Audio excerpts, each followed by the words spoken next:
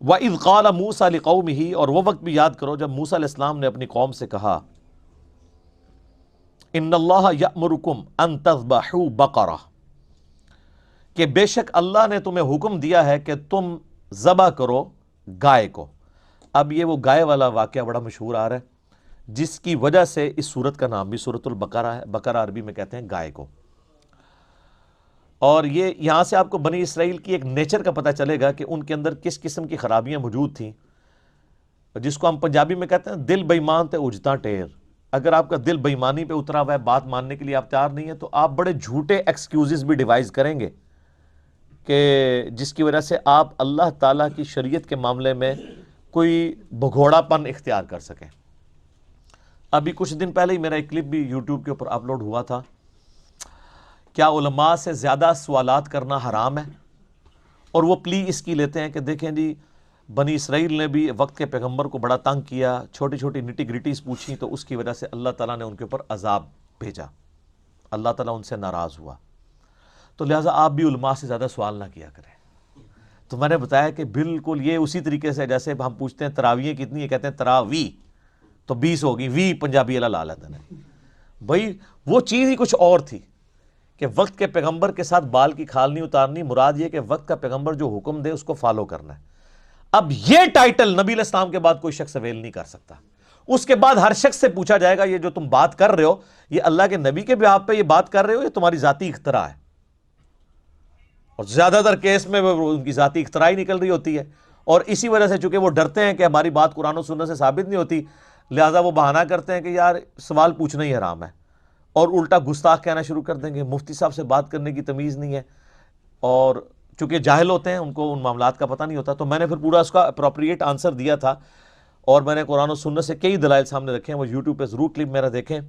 علماء سے زیادہ سوال کرنا حرام، یوٹیوب پہ لکھیں سوالیہ نشان کے ساتھ، انجینئر محمد علی مرزا، بڑی کمال کی گفتگو ہے، آپ کو ان کے ہیلے اور بہانے پتہ چل جائیں گے کہ کس طریقے سے آؤٹ آف کانٹیکسٹ، سیاق و سباق سے ہٹا کر یہ لوگ چیزیں پیش کرتے ہیں صرف اپنی روٹی روزی چلانے کے لیے۔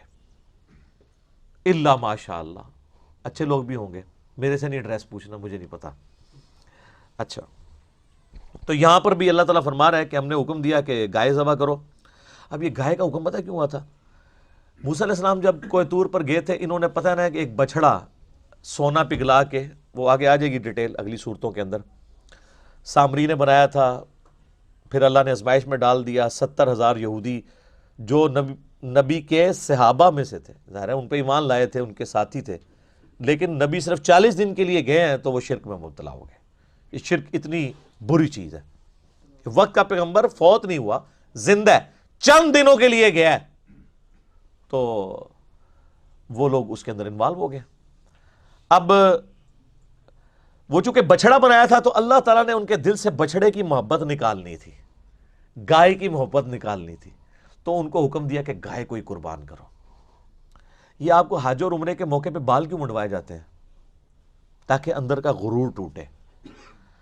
بال سنوارنے کا بڑا شوق ہوتا ہے نا بندے کو، ظاہر ہے ایک حسن کی علامت بھی ہے بال، یہ تو گنجوں سے آپ پوچھیں تو آپ کو پتہ چلے گا کہ بیچارے کیا کیا پاپڑ بیلتے ہیں ان بالوں کے لیے وہ، ٹھیک ہے۔ تو وہ اللہ تعالیٰ نے پھر نبی علیہ السلام نے 3 دفعہ دعا فرمائی ان کے لیے جو سر منڈواتے ہیں حج اور عمرے کے موقع پہ، اور 1 دفعہ ان کے لیے جو بال چھوٹے کرواتے ہیں۔ چھوٹے تو آپ نے بہرحال کروانے ہی ہوتے ہیں۔ اچھا، اب یہاں پر ان کو گائے کی قربانی کا حکم ہوا، تو آپ دیکھیں کہ پیغمبر کے ساتھ گفتگو کس طریقے سے یہ لوگ کر رہے ہیں۔ قالوا اتتخذونا ہزوا، کہ اے موسیٰ آپ ہم سے مذاق کر رہے ہیں، یعنی اب وہ بھاگنے کا ایک ذریعہ کہ اے مطلب سچی سچی کہہ رہے ہو یا ہمیں تو کہتے پہ ہو؟ پیغمبر مذاق کرتا ہے؟ دین کے احکام جب وہ سکھا رہا ہوتا ہے کہ بھئی اللہ نے حکم دیا ہے، تو اللہ نے کوئی مذاق کرنا ہے پیغمبر کے فالورز کے ساتھ؟ قال اعوذ باللہ ان اکون من الجاہلین، تو موسیٰ علیہ السلام نے کہا میں اللہ کی پناہ میں آتا ہوں ایسی جاہل قوم سے۔ یعنی آپ دیکھیں کہ پیغمبر کو مانے ہوئے ہیں، اس کے باوجود حرکتیں دیکھیں۔ اب کئی لوگوں کے دماغ میں یہ، جن لوگوں کو وہ غلط پٹیاں پڑھا دی ہوئی ہیں نا کہ وہ صحابہ کرام تو معصوم ہوتے ہیں، اور الصحابۃ کلہم عدول، وہ تو مطلب یہ ہے کہ حدیث روایت کرنے میں وہ عدول ہیں، باقی تو عام انسانوں کی طرح ہی ہوتے ہیں. اب یہ سارے صحابہ ہی ہیں نا جو موسیٰ علیہ السلام کے ساتھ کر رہے ہیں, تو اس میں کوئی توہین والی بات نہیں, انسان انسان ہے.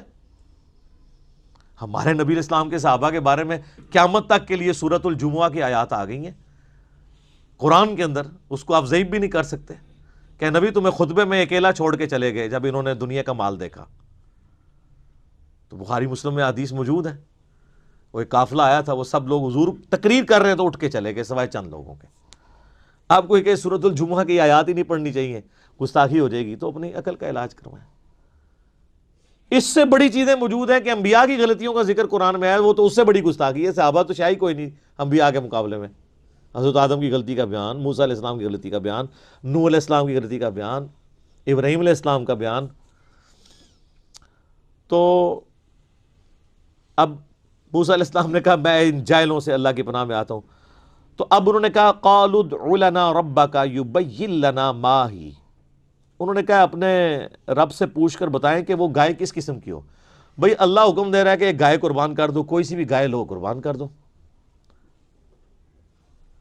یہ اب بال کی کھال اتار رہے ہیں اور اپنے لیے پھر مشکل کھڑی کر لی. قال انہ یقول, تو انہوں نے فرمایا کہ اللہ تعالیٰ فرماتا ہے انہا بقرۃ لا فارض ولا بکر, کہ کوئی بھی ایک گائے ہو جو نہ زیادہ بوڑھی ہو نہ بالکل چھوٹی عمر کی ہو, درمیانی سی کوئی گائے لو, اس کو قربان کر دو. عوان بین ذالک, درمیانی عمر کی, ان دونوں کے درمیان, بوڑھی اور جوان کے درمیان. ففعلوا ما تؤمرون, جو حکم ہوا ہے اس کو پورا کرو. اس کے بعد تو اب کوئی گنجائش نہیں تھی نا کہ بھئی آپ کہا ہے کہ پورا کرو, اب کیوں اس کی بال کی کھال اتارتے ہو. اب وہ اس لیے اتار رہے تھے کہ ان کے دل میں بچڑے کی محبت تھی اور تحت الشعور میں بیٹھی ہوئی تھی, وہ نکل نہیں رہی تھی. وہ چاہتے تھے کہ کوئی اور ہی حکم نازل ہو جائے, یہ ٹال جائے. قالوا ادع لنا ربک یبین لنا ما لونها, وہ کہنے لگے کہ آپ اپنے رب سے دعا کریں اور پوچھ کے بتائیں کہ اس کا رنگ کیسا ہو. ہائے صدقے. قال انہ یقول انہا بقرۃ صفراء, وہ کہنے لگے کہ اللہ تعالیٰ نے وحی کے ذریعے مجھے یہ بتایا ہے کہ وہ ایسی گائے ہونی چاہیے جو شوخ زرد کلر کی ہو, گولڈن کلر کی, جس طرح کا وہ سونے کا بچڑا بنایا ہوا تھا. اب وہی چیز جو ان کے دماغ میں تھی نا کہ ہم نے نہیں کرنی, اللہ نے وہی کہا کہ ہاں ابھی وہ گولڈن کلر کا بچڑا بنایا سی نا, اونوں ہی کون ہے, ٹھیک, اس کلر دی لبو. اب شوخ زرد کلر کی گائے آج ڈھونڈنی پڑ جائے آپ کو تو مصیبت پڑ جائے گی, بڑی مشکل سے پھر ملے گی. فاقع لونها تسر الناظرین, وہ ایسی اس کی رنگت ہو کہ دیکھنے والے کا دل خوش ہو جائے ایک بار دیکھ کے, آئے ہائے کیا گولڈن کلر کی گائے ہے, خوبصورت. اچھا, قالوا ادع لنا ربک, تو انہوں نے کہا کہ اپنے رب سے یہ پوچھ کے یہ بھی بتائیں یبین لنا ما ہی, کہ وہ کس قسم کی ہو, کھول کر ذرا بتائے. اور کتنی کھول کے دسیا جائے جی, کنہ نو اور کھولے آ جائے. ہم ان کو بتاتے یار دیکھیں قرآن میں لکھا ہوا ہے ایاک نعبد و ایاک نستعین, وہ کہتے ہیں نہیں تھوڑا اور بتائیں نا, اور کیا کریے بھئی جو لکھا ہے وہ کرو. وہ اصل میں بابوں کو پکارنا چھوڑنا نہیں چاہتے, تو وہ بال کی کھال اتارتے ہیں. اچھا جی سنی ہے, جی سنی ہے. سنیوں کی حدیث کی کتابیں کون سی, جی بخاری مسلم. آپ نماز اسی طریقے پہ پڑھ رہے ہیں, جی بتائیں کدھر طریقہ لکھا ہے, بخاری مسلم طریقہ دکھائیں کہ بھئی رکوع میں جاتے ہوئے اٹھتے ہوئے رفع الیدین کرنا ہے. وہ کہتے ہیں اس کو چھوڑیں, اچھا یہ بتائیں, یہ کیوں بتائیں, پہلے اس کے اوپر تو عمل کرو. وہی بال کی کھال اتارنا, کسی طریقے سے جان چھوٹ جائے, معاشرے سے ٹکرانا نہ پڑے, کیونکہ معاشرے سے ٹکرانا تو مشکل کام ہے. اچھا, تو کہنے لگے کہ پوچھ کے بتائیں نا, ہمیں تو سمجھ نہیں آ رہی. ان البقرہ تشابہ علینا, بے شک ہم پر تو مشتبہ ہوگی بات, ایمبیگوس ہوگی سچویشن کہ کون سی گائے ہو. ان دسو کیڑی گائے ہو, دس دیتا بھی بھئی نہ بڑی عمر کی ہو نہ چھوٹی عمر کی ہو, کر دو. پھر ان کا رنگ پوچھو, رنگ بھی بتا دیا. اب اس میں سے کیا نکالنا ہے اب, اور کہ اس کے جسم پہ کتنے بال ہوں, یہی رہ گیا نا پیچھے. ٹھیک ہے نا جی, کیا کھاتی ہو یہ. اچھا, وَإِنَّا إِن شَاءَ اللَّهُ لَمُهْتَدُونَ, اور بے شک اللہ نے چاہا تو ہم ضرور ایسی گائے تلاش کر لیں گے. اللہ سے ذرا پوچھ کے بتائیں وہ ہو کس قسم کی. یہ ان سے ایک انجانے میں عقل مندی ہو گئی کہ انہوں نے انشاءاللہ بول دیا. اگر یہ انشاءاللہ نہ بولتے نا تو عذاب ہی آنا تھا، گائے نہیں تھی ان کو ملنی. یہ انشاءاللہ کی برکت ظاہر ہوئی تو انہوں نے کہا بتائیں. اب اللہ تعالیٰ نے پھر ایک اور شرط میں اضافہ کر دیا.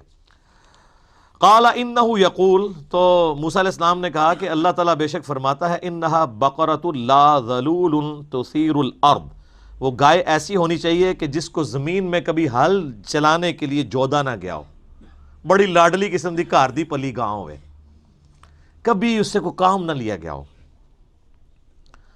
ولا تسقی الحرث، اور نہ پانی کھیتی کو دینے کے لیے کبھی وہ یوز ہوئی ہو. مسلمۃ لا شیۃ فیہا، اور بے عیب بے داغ ہو، کوئی زخم نہ ہو، کوئی جسم کے اوپر نشان ایسا نہیں ہونا چاہیے، کوئی سینگ نہ ٹوٹا ہوا ہو، کوئی آنکھ اس کی ہر عیب سے پاک ہو. اب ڈھونڈو، یہ تو پھر ہمیں تورات میں اسرائیلی روایتوں میں ملتا ہے کہ وہ پھر ذلیل ہو گئے ایسی گائے ڈھونڈنے کے لیے.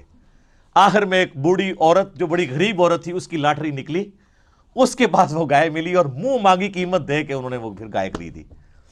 یعنی اگر پہلے گائے انہوں نے آج کے اعتبار سے کوئی 2 لاکھ کی خریدنی تھی تو وہ شاید ان کو پھر 2 کروڑ روپے کی ملی، کیونکہ اب وہ تو اللہ کا حکم تھا.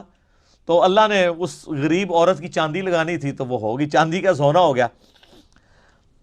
تو وہ پھر قال الآن جئت بالحق، انہوں نے کہا ہاں اب آپ نے ہمیں صحیح بات بتائی، ان سمجھ آئی کیڑی گاں کرنی ہے، کیونکہ اب سوال بھی ختم ہو گئے تھے نا، جس طرح ہم بھی کرتے ہیں. ہاں جی دسو کیا مسئلہ ہے، کہتے ہیں یہ، میں آگے جواب دیتا ہوں، آگے کرتے کرتے بالکل جب بند گلی میں پہنچتے ہیں نا تو یا تو چیخیں مارتے ہیں، کہتے ہیں یار ٹھیک ہے جی بالکل ٹھیک ہے، نہ میں وابی نہ میں بابی، میں ہوں مسلم علمی کتابی. تو ہم وہاں تک پہنچا کے آتے ہیں. فذبحوها، پس انہوں نے اس کو ذبح کیا. وما کادوا یفعلون، حالانکہ وہ لگتے نہیں تھے کہ گائے قربان کریں گے. یہ اللہ تعالیٰ کہہ رہا ہے کہ کسی پاس نظر نہیں سی آندہ، انہوں نے ہر کوشش کی اللہ سے بھاگنے کی. بہرحال اللہ تعالیٰ نے ان کو ہر بات کا جواب دے کے الٹیمیٹلی جو انشاءاللہ انہوں نے کہا نا اس کی برکت ظاہر ہوئی. اگر انشاءاللہ نہ بولتے تو اللہ نے اپنے نام کی لاج رکھی کہ چلو انشاءاللہ بولا ہے تو پھر اللہ کی مرضی تو ہے تو ہو جائے.